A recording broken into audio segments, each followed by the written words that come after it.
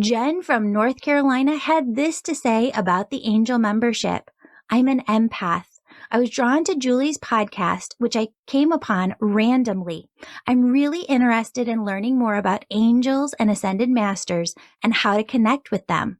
Also, I didn't realize when I signed up, I'm also on a healing journey. Angel membership definitely helps and guides that work and self journey.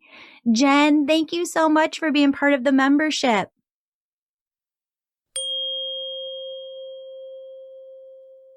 Hello, beautiful souls. Welcome back to the Angels and Awakening podcast. I'm your host and author, Julie Jancius, and you are in for a very, very special treat. We are here with Ellen Meredith, who just came out with a new book. She's an energy healer. Her new book is Your Body Will Show You the Way. Is that right, Ellen? Yes, Your Body Will Show You the Way, Energy Medicine for Personal and Global Change. Oh, it's amazing. Ellen has worked with the best across the board in terms of energy healers alive in today's world. And she is a magnificent, one of the great energy healers herself. So I am so excited for you to get to hear this conversation today. Ellen, welcome to the show. Thank you so much, Julie. I'm so happy to be here. And I want to say that behind you, you have a chalkboard that says, I love you, I love you, I love you. And my soul is just saying, well, thank you, thank you, thank you, thank you. Always putting out those vibes, right? Yeah. Always radiating that energy. Amazing. Yes, if you're watching over on YouTube, I have my I love you board behind me. Ellen, welcome to the show. And I'm so excited to have this conversation with you. I started out in energy healing, went through an energy healing program, an intensive one in person, got into my very first session, and there were angels around the person who was on the table, my volunteer, and there were loved ones, and they were coming through with messages. Now, in energy healing, though, traditionally, we are to be silent as we're moving through the energy points, laying hands. And so this was interesting, but I still go to an energy healing practitioner myself once a month. I know we can work on ourselves, but I'm go, just to have her clear out my energy. And it's just the most delicious time of every single month. Yeah. So I want to start off with, when it comes to energy healing and clearing, there's so much happening in the world today, and we're all so fast paced. How can energy healing help folks to tune into themselves, to bring about their own intuition, and to really heal physically, emotionally, spiritually? Okay. Well, that's a wonderful question or set of questions. And I want to address it by saying, first of all, we're made of energy, right? It seems really solid here in our bodies, but we're made of energy. And we're fueled by energy. We eat food and we get energy out of it.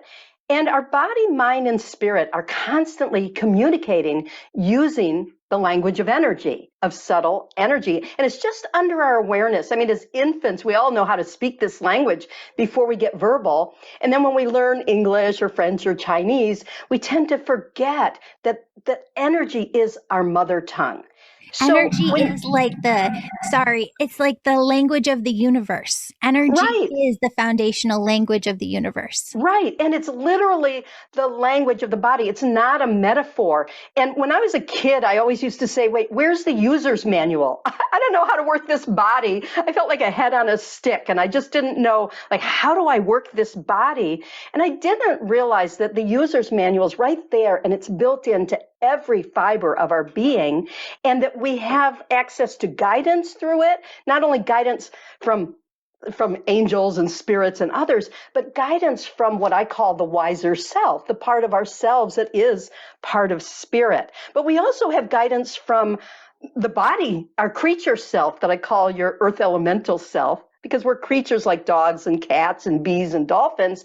And we have a lot of abilities that our culture has not taught us to recognize. Mm-hmm. So this is a roundabout way of saying that for me, energy healing, first of all, it's not silent at all, because it is about learning to participate with the language of energy, with this constant communication, so that I can influence how I create a self, how I co-create our world, how I interact with those sources I come from, how I create an instrument that can play the music of my soul.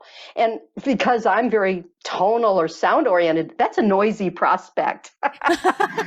So, when I go for an energy healing and someone else is healing me, even with a massage or something, but energy healing, sometimes I just sink into it in silence and receive, or sometimes I go into silent meditation, and that's awesome healing. But I feel that there's a whole other part of energy healing, which is instead of saying what's wrong and how do I fix it, which is kind of what our culture does. You go to the doctor, what's wrong? How do I fix it? If we ask, what's going on here? What is the dynamic, the exchange? What's the conversation happening between my body, mind, and spirit? And how can I bring my heart and my imagination and my soul and my learning and experience and thoughts and participation into that? How can I shift that dynamic for better well-being? To heal, to be well, to thrive.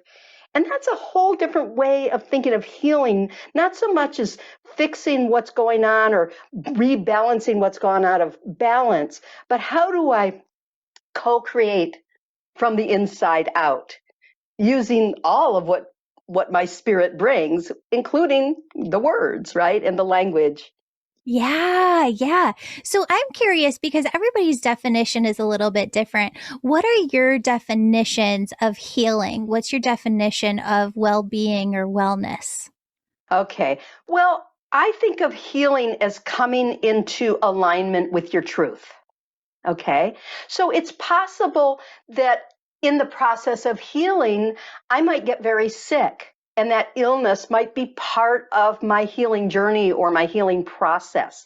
So I don't see illness as a failure to heal or be well. I sometimes see it as a station that allows me to explore possibilities that I don't explore when I'm fully well. So healing is more of that evolution or movement towards wholeness, right? And then wellness is something from the inside out. I know that we have a very outside-in culture that says wellness is those glowing people, who sell blender drinks on TV. Those are people who are, All the selling us wellness. infomercials.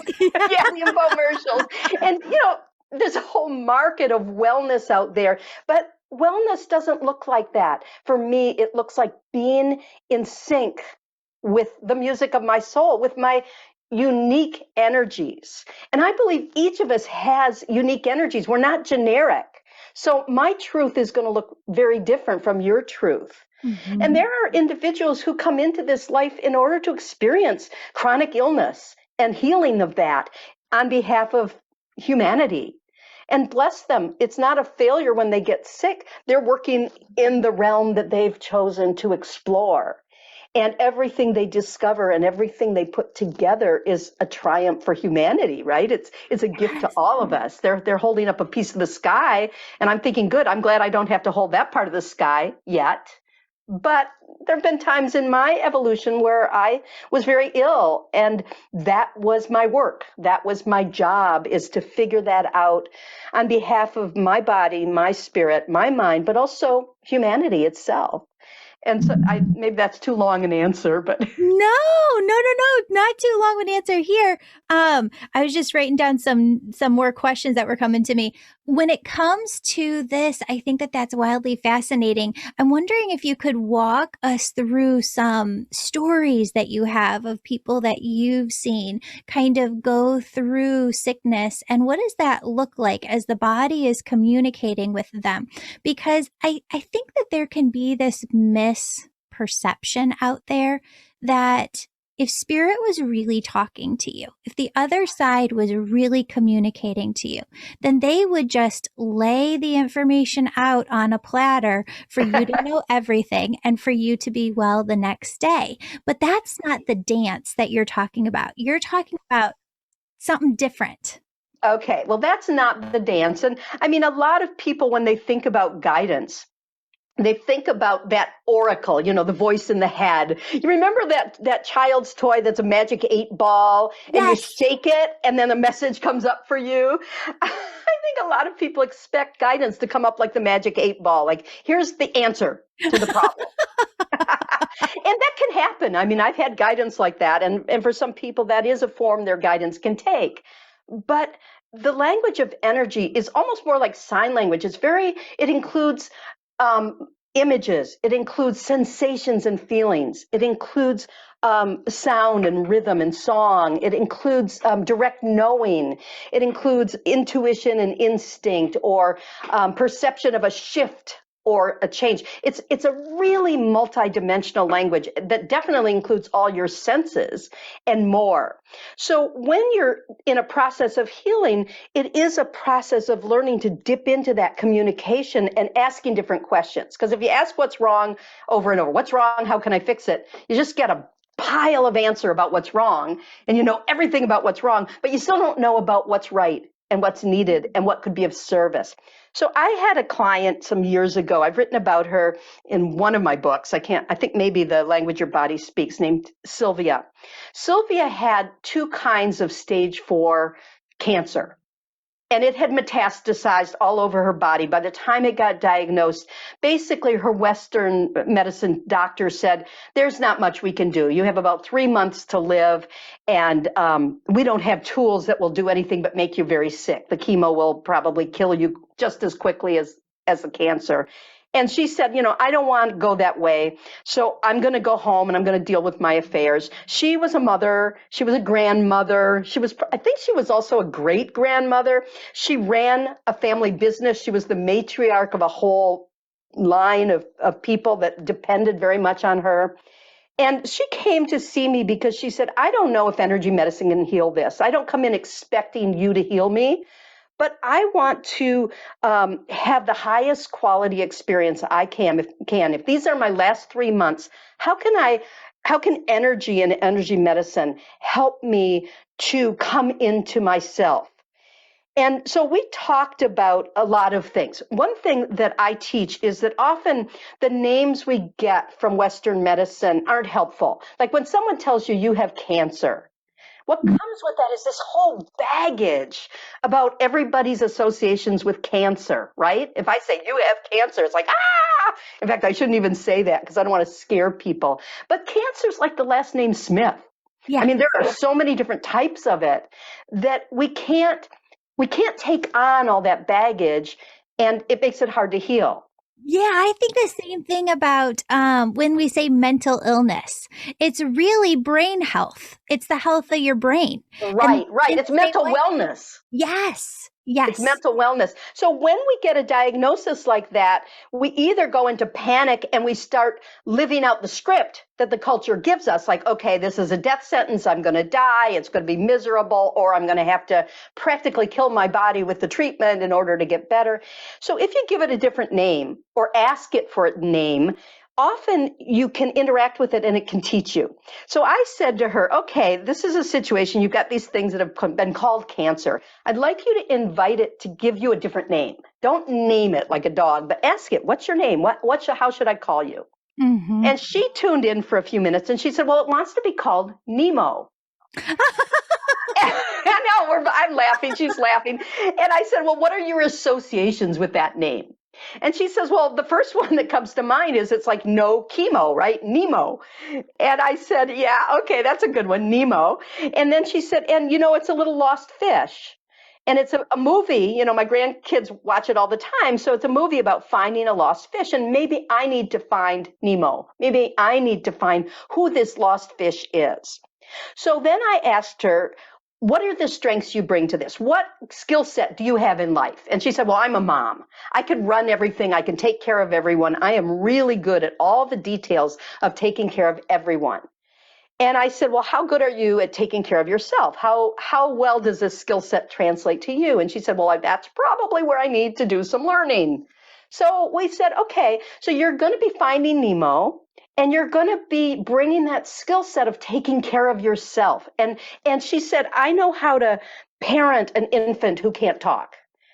and this is some dialogue between us, but she said, so I can parent this body that's ailing and see if I can figure out what it needs moment by moment. So that was her task, is to start that dialogue, that interaction, because that's the thing, is rename, interact, or dialogue in whatever language that body speaks, and use your strengths. So she said, I'm thinking that this cancer comes from a part of me that is pre-verbal, because I've got everything together on the verbal level. So I'm going to treat her like an infant who's going to show me what she needs.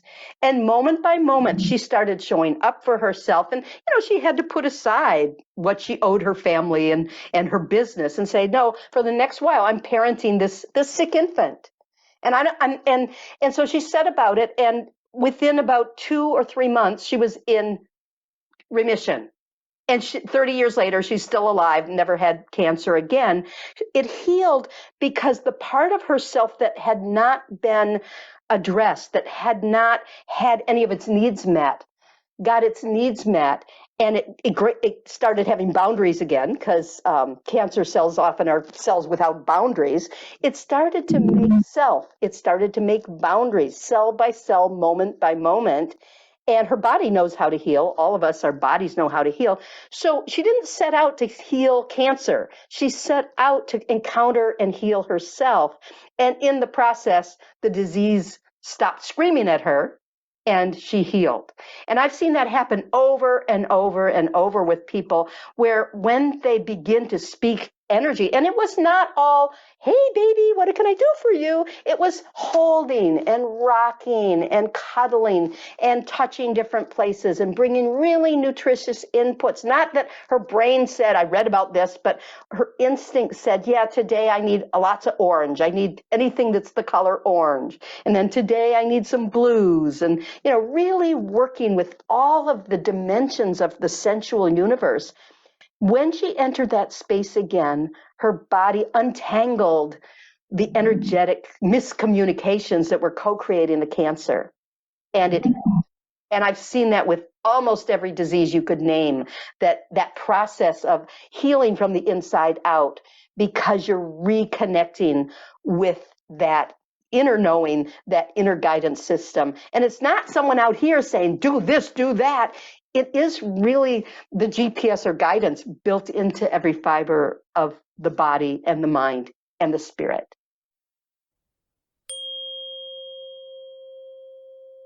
I want to give a big thank you to Jenna Kutcher for recommending me as the top intuition and manifestation coach. Because of her, I'm featured in this month's issue of Goss magazine.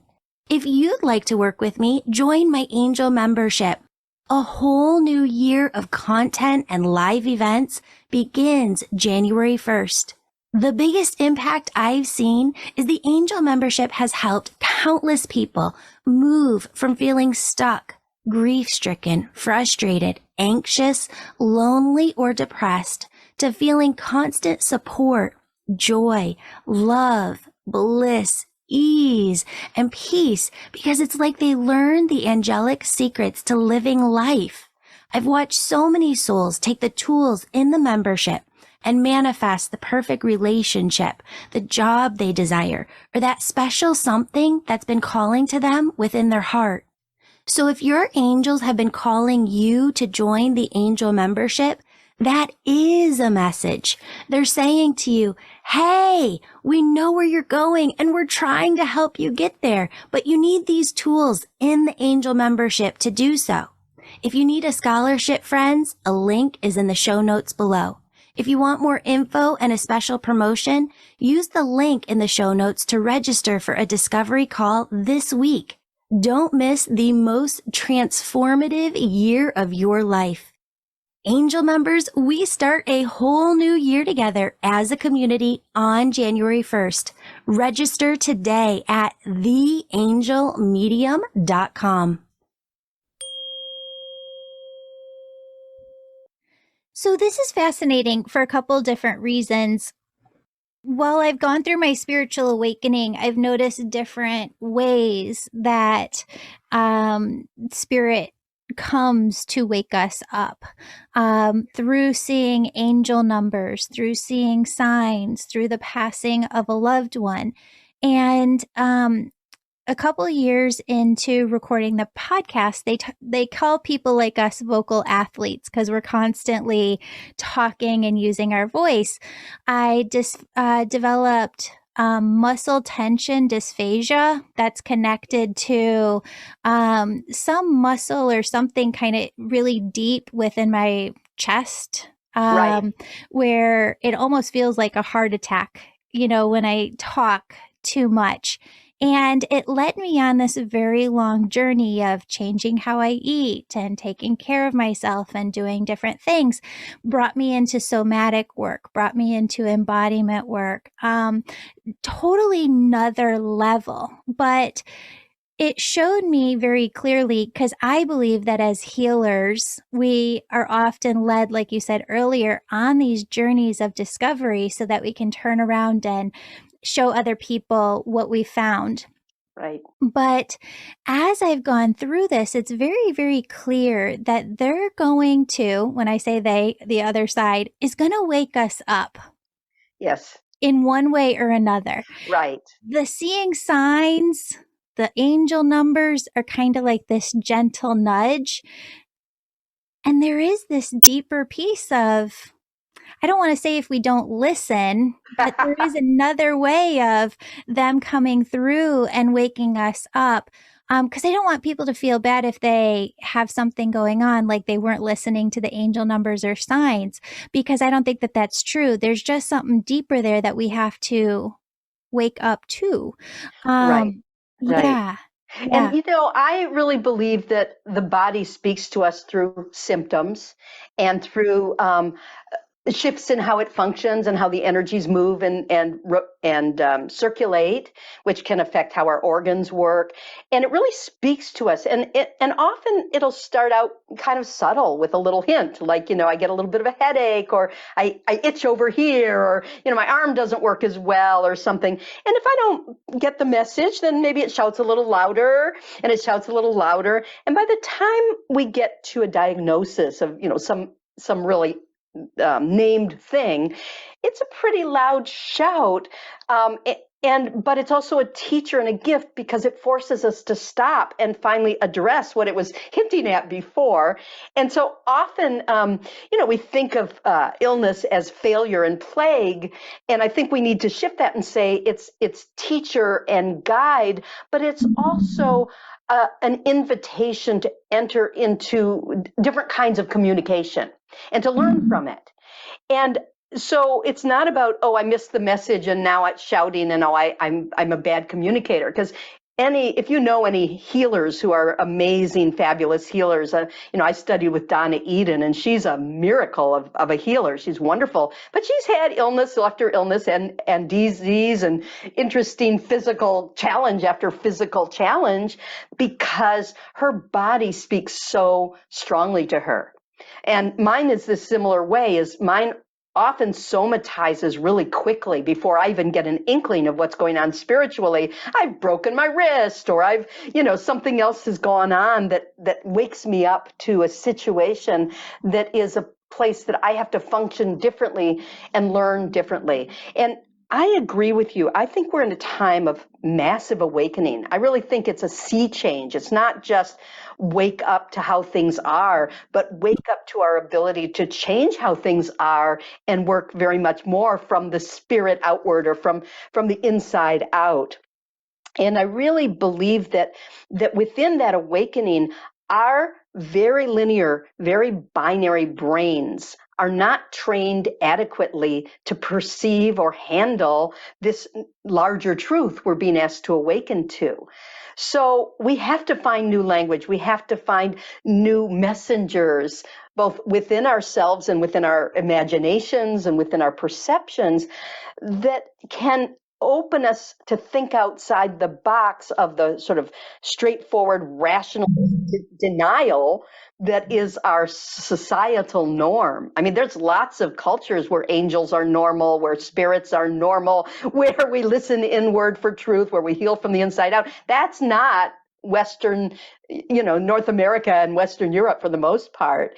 And so each of us has to not just learn to access this, but really retrain our brains to responsively and in a grounded way handle a different perspective, not just a larger perspective, but a different perspective. Mm-hmm. And I've met people who just want to blow their awareness open, who want their kundalini to rise and blow them open or something. I don't think that's particularly pleasant. It really, you know what I mean? It's like, I don't want to blow my instrument apart. I really want to evolve it to handle more and more depth and different kinds of configurations than it was trained by my parents, who, bless them, were living in a very different reality and creating a very different reality. If I want to create a different world, and I really do, I really think there's lots of things that, if they gave it to me, I would redesign. And I think that a lot of us are saying, yeah, I'm going to redesign my part. I'm going to bring imagination. I'm going to bring words. I'm going to be a messenger, but not a messenger of here is the truth. It's more like, here's a note that I can add to the chorus that's going to make us hear the glory of spiritual expression and the expression of all that is more beautifully, more beautifully expressed. And, I think our culture flattens us into very kind of tone deaf ways of living. Yeah. And I think it's about reactivating the music of the soul. I mean, that's my language for it. But Absolutely. I've got so many questions here. I got so many different directions I want to go. Okay. So as I've been going on this journey myself of listening to my body, of really working with spirit to figure out some different health challenges, the one thing that has continued to surface over and over again, and I think this is very interesting because so many empaths and highly sensitive people listen to this show, is I always thought of being empathic and highly sensitive in terms of the external world, like how I yes. deal with friends and family, how I feel like just the energies of the collective consciousness moving through. But it's also, I am highly sensitive to everything I put in my mouth, everything that I eat. I am highly sensitive to caffeine where I can't take it, highly sensitive to medications where I was diagnosed as treatment resistant, highly sensitive to just everything, where it impacts me, and I think I feel it differently than other people. How Yes. do those who are highly sensitive, empathic, who are really feeling everything externally and internally to the nth degree, work with this? Any tips here? Yeah, great question. Great question. And in fact, both of my books, but particularly this latest one, your body will show you the way. I go into lots of specifics of how can we do this? How can we evolve our instrument to handle a new awareness, this new awakening or the old awakening that's coming through? How can we restructure ourselves to be more resilient so that we are sensitive, but we're not whacked by it all the time? And, I've just got masses of energy medicine that we can do to help that. Can I teach a little energy medicine Yes, exercise? I would love that. Okay. So what I want to say is, in the book, I look at, how can we evolve our instruments? And I go into 6 different areas of it. One is what I call gatekeeping, which is how you create an identity or protect that identity. Your gatekeeper keeps the gates of self, right? It says what can come in and what has to stay out, what's mine, what's not mine. And it's that protection that lots of sensitives feel like, oh, everything comes at me and I can't protect myself. So I have a whole bunch of gatekeeping skills. I have skills involved in what I call grounding, but grounding actually has a lot of different aspects. We think of grounding as, put our roots down like a tree. But I don't think that's robust enough in the new kind of global consciousness that's emerging. Because you think about grounding wires, that's about wicking off energy you can't use, right? A grounding wire takes away energy you can't use. Well, how many of the sensitives out there, you don't know how to let go of the energy once it comes into your field? You aren't grounded because you can't wick it off. Well, I have a question here, because I have an easy time. I can get into it in 2 seconds where I can be floaty in my auric field and oneness and just in a completely blissed out state. But I haven't found a rooting meditation or system where I feel the same level of energy as when I'm in the Yes. floaty. Yes, yes. And I've got several exercises in the book that do that because the other aspects of grounding are rooting, which is about getting nourishment in, centering, which means that you're in the center of your instrument, not floating out there, and anchoring, which means you're connected to wholesome anchors so you don't float away, but you're not tethered to something unhealthy that keeps whacking you. And so it's a whole bunch of skill sets. And I can't, some of them are hard to teach on the radio or on a podcast. But I want to give you an exercise that will do some of that's easy to do. And basically, it starts with a little piece of energy dialogue. A lot of my exercises use ways to talk to the body that are not just your brain and not just your imagination, but actually use touch or color or sound or movement, all of those. So what you're going to do is, if you're not driving, is you're going to shut one eye and you're going to take your first and middle fingers. And so you're going to put your middle finger on the eyelid, but over your eyeball, and you're going to put your first finger on the bone that surrounds your eye. So basically you're connecting the bony surround and your eyeball. Now this little hold, and it's right on the eyeball itself and right on the bone. And this hold itself, I call either quick calm, or the electric's eye hold, because it calms the electric system of your body or the nervous system of your body, which once it goes into reactivity, you come untethered very easily. But what we're going to do is we're going to do that hold with one hand. And then with the other hand, you're going to hold on your second chakra, which is right in the center of your body, in the front, between your belly button and your pubic bone. You're going to just place your hand flat there and do this electrics hold, okay, or this quick calm. And just feel into it and breathe. Now, this second chakra is an energy center that's all about your authentic self. So what you're doing is grounding into your authentic self. You're creating a kind of grounding wire that balances inside and out, because your eyeball goes right into your brain inside. And so that finger on the eyeball goes right into the inner realms. And then the bones are kind of the structure that meets the world. So that's kind of grounding inside and out with the authentic self. And then you can move the hand that was on the second chakra up to your solar plexus, which is your third chakra. Those of you who don't know chakras, just go with the body part in the middle where you touch your stomach area. You're just going to hold those two together. And this is the area that relates a lot to the self you create in this world, your identity, how you cope in life. And again, we're bringing that message of balance between inside and out, balancing the electrical signaling of the body, which is very binary, to this area of who are you? Are you an inside? Are you an outside? Are you both? And you're balancing both. And we'll go through this fairly quickly. You can go slowly or quickly. We're going to go up to the heart area right in the center. It's called the high heart. It's just sort of over from where your heart is. It's right above your thymus, you know where your thymus is. And you're just going to hold there. And again, hold this electric's high hold. If you don't have two hands that work, you can go back and forth between the two positions. But otherwise, use both hands. Don't visualize it. Really do it.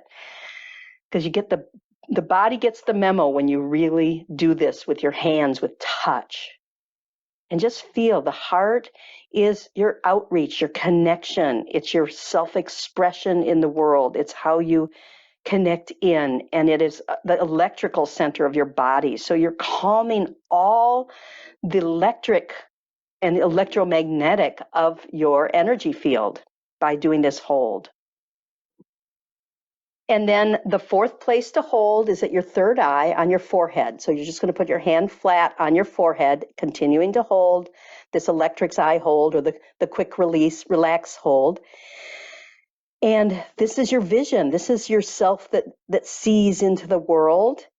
And it's kind of the seat of your wiser self. So you're balancing the energy of your wiser self with this inside out dance that we have. We're inside, we're outside, we're always in a constant exchange between inner and outer. And so doing this hold tells these or invites these two aspects of self to balance. Okay. And I went through it a little quickly. You can, like I said, you can do it slowly or quickly. What does that feel like having done that? Yeah, definitely like a more grounded Right. in your body feeling.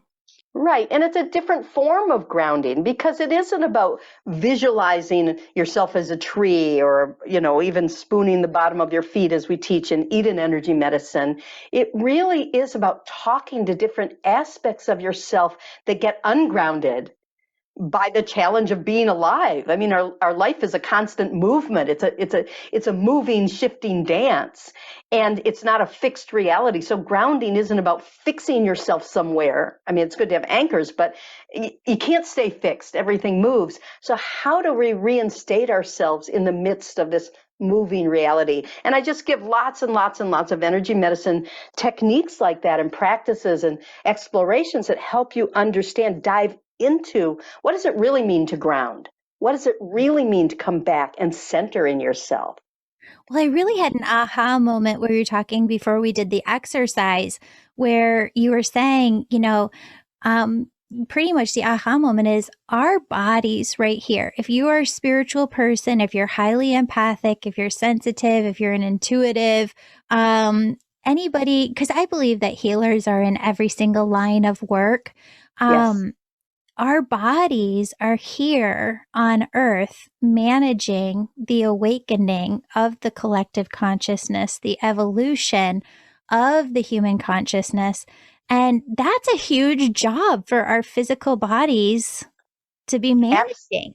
Absolutely. Just like if you're an oboe and you have to play Mozart, I mean, that's a sacred trust. How do you keep yourself, how do you as a musician keep your instrument pure and clear to phlegm so you can play the sacred music of Mozart, and so this body, it is our instrument. And when it's all clogged and unable to play the music of the soul, then that's where we have to spend all our attention, and we get very frustrated because just to have the instrument isn't the point. It's to be able to play it and express ourselves through it.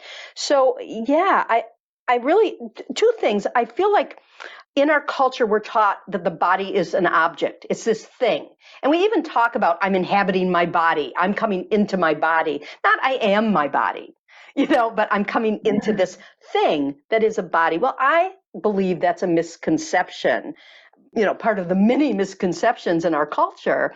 And I think that what my inner teachers have taught me and what I see is that we are a spectrum of being, and the body is just the most physicalized. It's the intersection of this spirit that I call Ellen, or this larger self that is referred to as Ellen Meredith.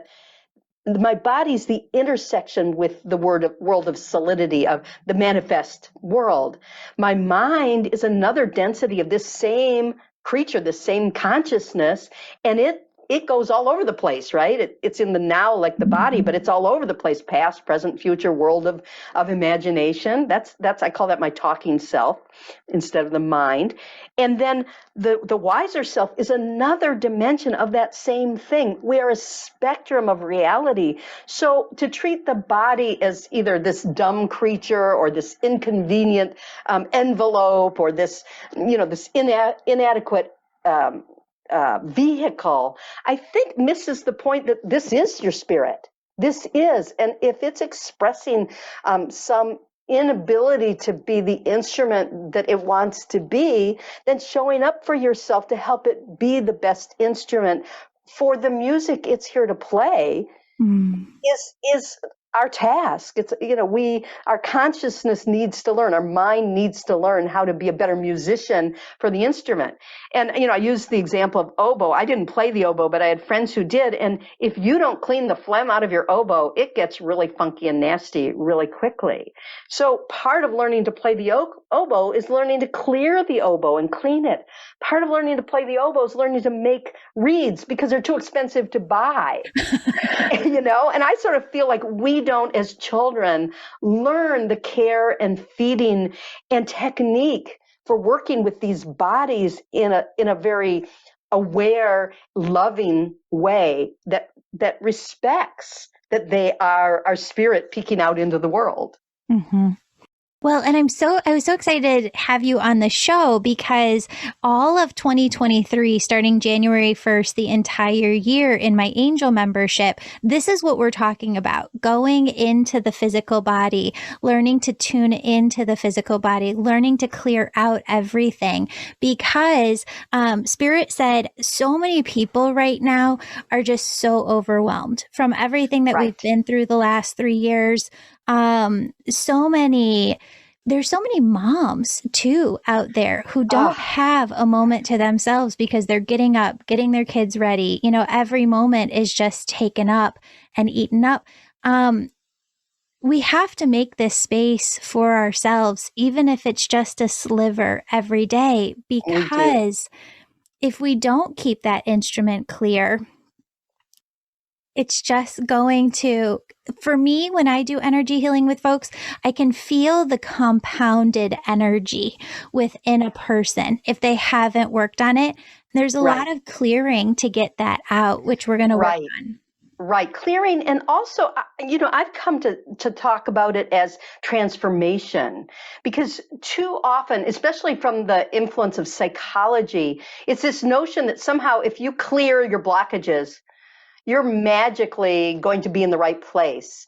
But if you think about an alcoholic who drinks and drinks and drinks, every time they meet a difficult stance, they're not only being altered by the alcohol, they're failing to develop the skill set or the experience set of wellness. So even if you remove the alcohol, that doesn't mean they're suddenly healthy and thriving. They still have a learning curve about how do I be a human being without trying to escape it? How do I be here now comfortably and in celebration that isn't about inebriation? So what I am thinking about these days is not just how do I clear, but how do I work with energies in a way that I can transform them and use them and celebrate them, without this notion that I first have to clear before I can be real, before I can live. Because I'm a sponge, so I'm probably going to spend the rest of my life clearing all that guck that got backed up. If you can't live your life, sometimes, I have to clear a space, but how can I repurpose and regift some of that stuff and not just clear it out? And I've got lots of exercises in both of my books that deal with that too, because I just don't think it's practical, especially for those of us who are sensitives and sponges, to put and this isn't a criticism of what you said. I think I agree 100% with what you said, but I want to sort of add, if we reframe the notion of clearing as repurposing, regifting, redistributing, renaming, then it clears right away, because you don't have to get it out. It serves a purpose, and we transform it to serve a different purpose. And usually the body will go along with that. You think about a young kid who's got mom's keys, right? And they're holding the keys and they won't let go and they won't let go. The way you get the kid to let go of the keys is to hand her something else that she also wants. Take something shiny, hand her something else, she drops the keys. And I feel like we need to work with our earth elemental self a little that way of, okay, you don't want to let go of this behavior because it served you when you were 3. So what shiny other object that's more wholesome, but that's going to attract you, can I offer you that's going to make you drop it? And when you drop it, how can I put it somewhere that you don't freak out that you've lost it, but you're not in a hurry to grab it again because you've got, maybe I give you plastic keys that are even more beautiful. So you don't need mom's ugly keys. You've got your more beautiful ones.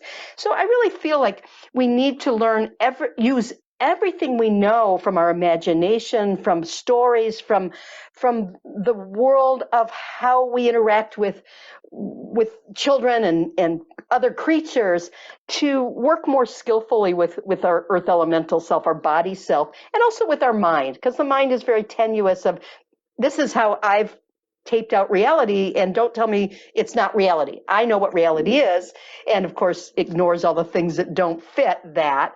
So how do we gently, it's like a wild animal. How do you get it to come out and eat or do something that's good for it? What are you going to tempt the mind with that will pull it out of its cave and out of its locked space, rather than trying to beat down the doors or force the doors open and say you must see it a different way? It's like how do we offer that other alluring truth that will cause us to open and drop that fixed hold that's keeping us stuck. That's amazing. So, wanted to ask you this. You and I know the benefits. We work on people all the time. We're always doing energy healing work. For people who don't understand, they're maybe at the beginning, they haven't gone through the process of how you work through this, work it out of the body, bring in a new energy, share that energy as a gift. What would you say the benefit is after you've done the work? You're to a place of healing, you're to a place of wellness. How does your life look different? How is your life different? What is the benefit? Okay, well, that's interesting. I kind of have two answers to that, and I kind of want to go back a step and answer a different question and then answer that. Because I think that in our culture, the body speaks two different languages. It speaks chemistry and it speaks energy. And we're real familiar with the chemistry. And most of us don't doubt when a doctor says, take this white pill and you're going to feel better. I mean, how weird is that? If you come from a culture that doesn't have this, it's like, why does this little white pill work differently from that little white pill? And why do I have that trust that changing my chemistry can change my health? But when we go to the energy communications that run the body, we don't trust that an energy intervention of some sort will change how the body functions. We don't trust. So, the equivalent of that little white pill is maybe just a little moment. Like, say you're feeling really upset and you take both hands and you put them on either side of your face and you console yourself. And you just hold and breathe and maybe rock. How does that change how you feel? Try this out there. If you're not upset, see what it does to hold both hands on either side of your face, cradle your face and maybe rock a little and, feel that energy of consolation. What shifts when you do that? What shifts? And so the small answer to that of what energy medicine does is it teaches us how we can moment by moment shift what's happening so it doesn't snowball into deep illness or step those screams back to whispers and suggestions rather than screams by showing up and participating in the energy circulation that's creating this body situation, this health and whatnot. So the short answer is, in any moment, how can I show up? How can I participate? How can I infuse this moment with something different and something better and transform the energy? And so, all of us know the experience where we're feeling like crap and the phone rings and it's our best friend. And all of a sudden we don't feel like crap anymore, right? We're happy and it's like, oh my God, the world is good again. And we have the power to do that transformation moment by moment from the inside out. Healers, energy healers, I think the best ones of us, yes, sometimes we can untangle, just like I can't massage myself. A massage a massage person can do things that are really helpful. And I believe it's worth going. But ultimately, if I don't learn how to relax from the inside out, I'm wasting my $125, $150 because I get massage, I get all relaxed, and 2 hours later, I'm tense again. I have to understand the core of why and how I'm tensing up and using my body in that way. And so I think the best energy healing teaches you how to work your particular instrument and your particular energies, and how to work with them in ways that really are effective for you. And each person is as unique as a thumbprint, as Donna Eden likes to say. So it's a different question each time. So for me, yes, if I'm working and I'm doing, the massage approach to energy healing, sure, I'm untangling things and helping people that they can't reach. But I never let them leave a session without teaching them 1, 2, or 3 core skills that they can do for themselves, with themselves, not as homework, but as self-care activities. And then ultimately, that's where I've gone with my books, is I'm much more interested in healing from the inside out and self-care at this point than I am, even the services of energy healers. I think we all, as energy healers, need to be energy teachers, even within a session where the person's lying on the table and moaning and groaning in happiness. So how can it change you? I think it changes you to pull you out of that passivity that someone else is going to fix you, and say, I can see that this can change. I can show myself in a moment by consoling myself. I can see ways to open this up. I can see tools that help differently than the little white pills. And that's how it changes you. And ultimately, it can also heal. I mean, I've been doing this for, I've had a practice for 38, 39 years now. I've worked with over 10,000 people. Yeah, I've seen them heal some really impressive illnesses, cancers and arthritis and chronic illness and weirdo stuff. I've seen it heal. But ultimately, I really feel that it's because we are healing what it's trying to express as an internal disconnect or dysfunction or miscommunication pattern. And so all of us can heal really quickly in a moment because we have basic communication skills, and then we can build on that to go deeper. So even though sometimes it's a journey, if your body's screaming every which way, sometimes it's a journey. I've also seen people hook up one thing that was unhooked, that wasn't allowed communications, and have a miracle healing from one moment to the next. So I feel like we need to get away from that notion of what fixes us, and to say, why would I not want to be able to communicate and participate in my own creation of self? Mm-hmm. Yes, yes. All right, one last question for you.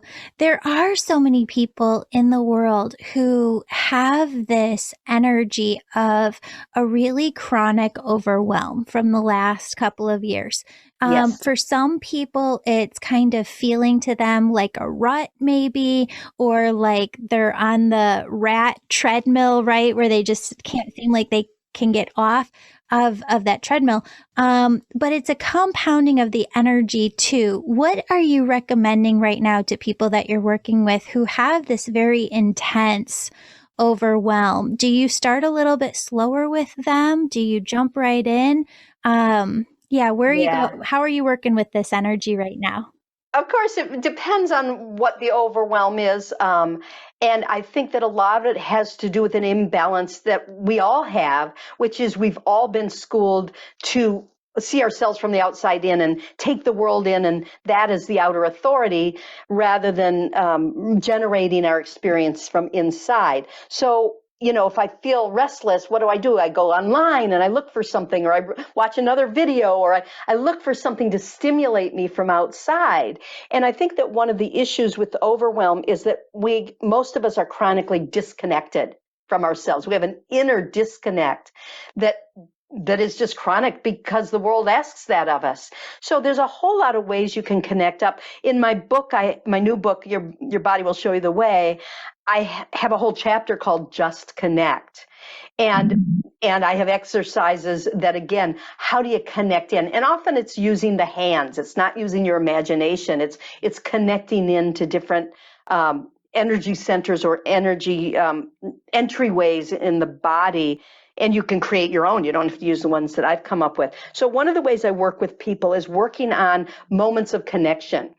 And if you take that word overwhelm, you have to ask the question, I often do, well, if you're overwhelmed, what would whelm look like? You know, I know what overwhelm is, but what is whelm? What is it when you're just whelmed? I love And it. what whelms you in this life? And then I send them on a treasure hunt. Okay, so for the next week, your goal is to find moments of whelm, moments of connection, moments where what is here is just enough.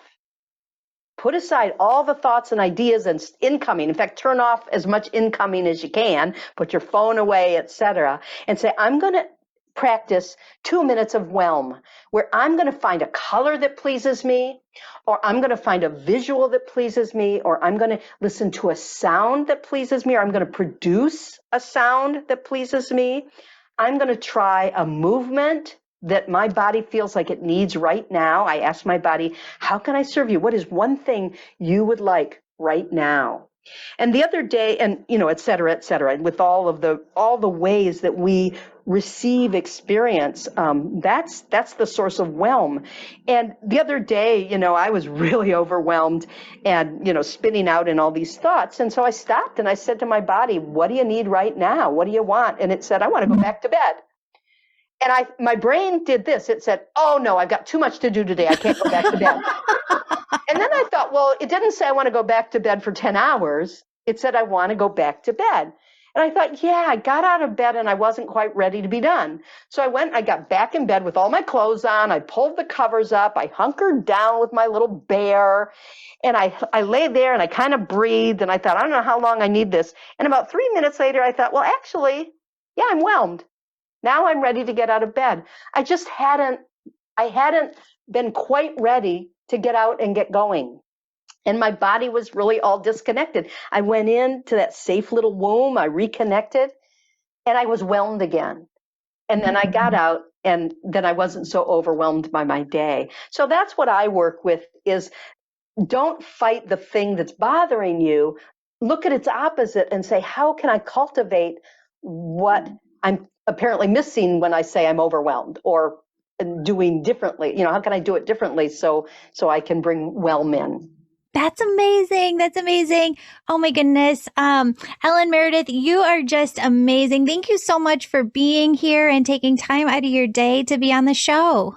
Oh, thank you so much for having me, Julie. And I still love that you love me so much with this board behind you. So anyway, I'll take it. And I hope that energetically the people out there feel really loved by both of us and by this conversation, not in that fake, we love you, but that love is about receiving people.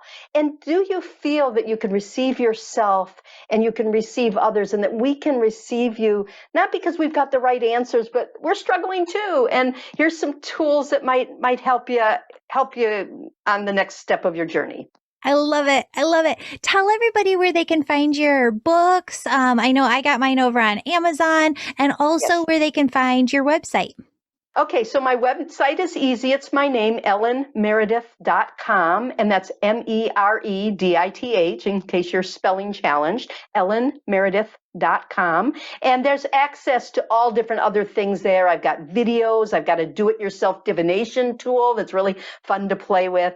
And I do have some links to where to get my books, but actually my books are on any bookstore that you go to at this point. You can just order them online in any online bookstore, or you can ask your local bookstore to order them. So they come out from New World Library. At least these two. I have another book that you can get through Amazon.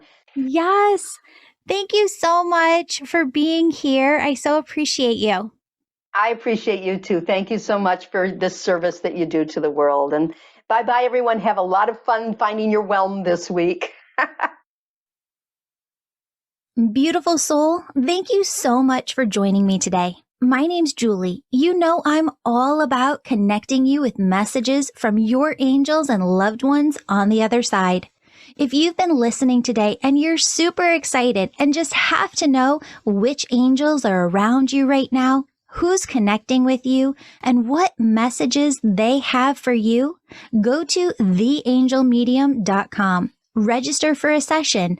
You can do a reading with me or a member of my team, and we can help you in making sure that your angels are doing the very best they can to support you and guide you to your best life. If this sounds like you, virtual sessions, they're only offered on my website. Sign up today. And if you're the person who's really excited, you can sign up for my Angel Reiki School to become a certified angel messenger. That's for the healers among us who feel called to grow their intuition to the max and serve humanity with their gifts. You'll learn Reiki, mediumship, how to deliver angel messages, and how to get clients. That's the Angel Reiki School at theangelmedium.com, or DM me on Instagram at Angel Podcast with any questions. Before you go, connect with your angels by placing your hands on your heart. Take a deep breath. Imagine a doorway filled with God's unconditional love is right in front of you. Step into that love and feel it as it fills your body, chakras, and auric field. Now ask your angels, what would you have me know today? And open yourself to the positive, loving messages they have just for you.